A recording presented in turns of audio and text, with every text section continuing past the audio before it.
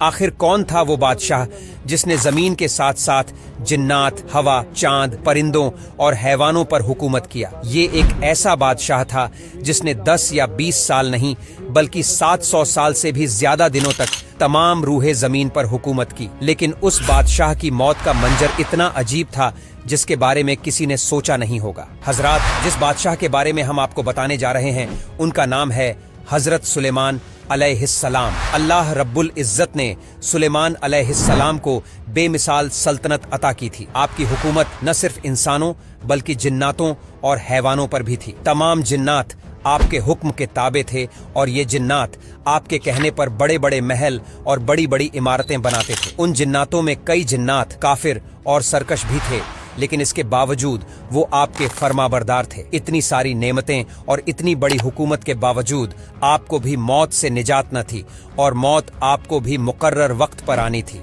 मुल्क शाम में जिस जगह हजरत मूसा अलैहिस्सलाम ने अपना खेमा गाड़ा था, ठीक उसी जगह हजरत सुलेमान के वालिद हजरत दाऊद अलैहिस्सलाम ने इबादत के लिए अजीम बैतुल मुक़द्दस की बुनियाद रखी। मगर बैतुल मुक़द्दस पूरी बनने से पहले ही हजरत दाऊद अलैहिस्सलाम की वफात हो गई और आपने अपने बेटे हजरत सुलेमान अलैहिस्सलाम को इस मुक़द्दस इमारत को मुकम्मल करने की वसीयत फरमाई। लिहाजा सभी जिन्नात आपके ताबे थे, तो आपने उन सभी को इस मस्जिद की तामीर करने के लिए लगा दिया। इस मस्जिद की तामीर के लिए यह जिन्नात दूर दराज के इलाकों से बड़ी बड़ी चट्टानें उठाकर लाते थे और मस्जिद के सुतून की बुनियाद रखा करते थे। उन बड़ी बड़ी चट्टानों को आज भी मस्जिद अक्सा के अंदरूनी हिस्सों में देखा जा सकता है। हजरत सुलेमान के खौफ से ये जिन्नात काम किया करते थे। लिहाजा कुछ समय बाद हजरत सुलेमान अलैहिस्सलाम की वफात का वक्त भी नजदीक आ गया, लेकिन बैतुल मुक़द्दस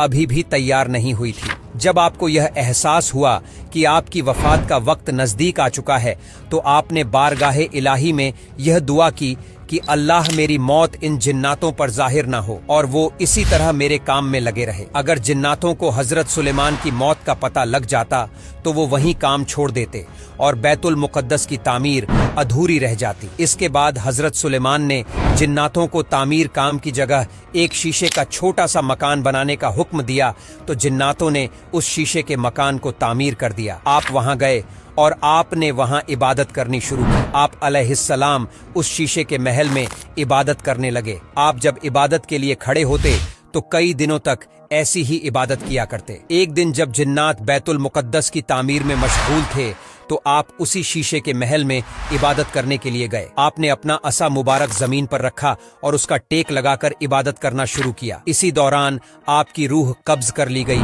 और आपकी वफात हो गई। रूह कब्ज होने के बाद भी आप अपने असा के सहारे खड़े रहे और जिन्नात यह समझते रहे कि आप इबादत में मशगूल हैं और वो आपको जिंदा समझकर अपने काम को अंजाम देते रहे। आप ऐसे ही असा के सहारे से कई अरसे तक खड़े रहे। कुछ रिवायतों में आता है कि आप इस असा के सहारे 1 या 2 महीने तक खड़े रहे। वही कुछ रिवायतों में कहा गया है कि आप 1 साल तक अपने असा के सहारे खड़े रहे थे। जिन्नात यह समझते रहे कि आप इबादत करने में लगे हैं और इसी तरह वो अपने काम को अंजाम देते रहे। जिन्नातों को ये बात पता थी कि आप इबादत के लिए कई दिनों या कई महीनों तक खड़ा रहा करते थे, इसलिए वो यही समझते रहे कि आप इबादत में मशगूल हैं और अल्लाह ने इस चीज को हराम कर दिया है कि जमीन की मिट्टी किसी अंबिया के जिस्म को खाए, यानी किसी भी नबी के जिस्म मुबारक को जमीन की मिट्टी नहीं खा सकती और न ही नबियों का जिस्म आम इंसानों की तरह खराब हो सकता है। इसी वजह से वफात के इतने दिनों तक भी हजरत सुलेमान अलैहिस्सलाम का जिस्म मुबारक सही सलामत रहा। फिर आपके असा मुबारक को दीमक ने खाना शुरू कर दिया, जिस कारण आपकी असा मुबारक टूट गई और आपका जिस्म मुबारक जमीन पर आ गया। तब जाकर जिन्नातों और इंसानों को इस बात का एहसास हुआ कि आपकी वफात हो चुकी है, लेकिन तब तक जिन्नातों ने बैतुल मुक़द्दस को पूरी तरह तामीर कर लिया था। और इस तरह सुलेमान अलैहिस्सलाम का यह मौत का अजीब मंजर देखकर आज तक लोग हैरान हैं।